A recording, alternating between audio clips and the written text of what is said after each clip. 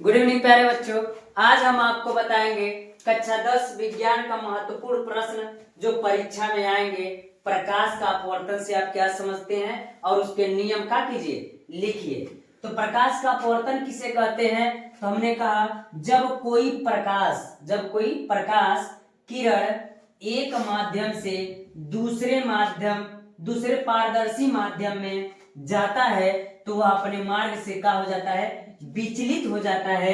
तो यह परिघटना ही प्रकाश का अपवर्तन कहलाता है। मान लीजिए हमने कहा कि अगर कोई माध्यम है, एक माध्यम ये है और दूसरा माध्यम ये है, ये विरल माध्यम और ये क्या है, सघन माध्यम।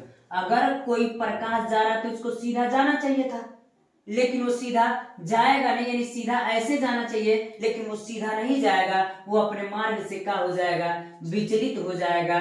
तो इस घटना को हम क्या कहते हैं, प्रकाश का अपवर्तन कहते हैं। यानी स्पष्ट कह सकते हैं कि जब कोई प्रकाश एक माध्यम से दूसरे माध्यम में जाएगा तो अपने मार्ग से क्या हो जाएगा, विचलित हो जाएगा। तो इस घटना को हम क्या कहते हैं, प्रकाश का अपवर्तन कहते हैं।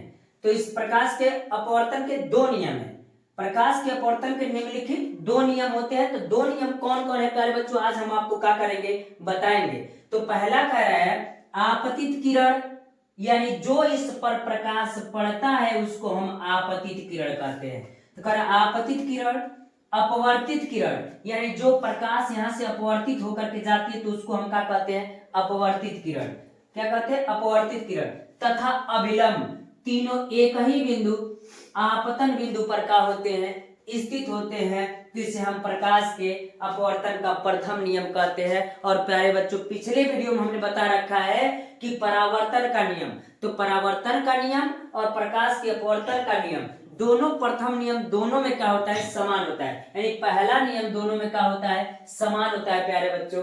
अगला जो दूसरा नियम कह रहा है आपतन कोण की जया साइन आई, यानी आपतन कोण की जया तथा अपवर्तन कोण की जया का अनुपात जो होता है वो एक नियतांक होता है। यानी हम कहेंगे कि आपतित किरण और अभिलंब के बीच बना कोण, इसको हम कहेंगे आपतन कोण। क्या कहेंगे, आपतन कोण।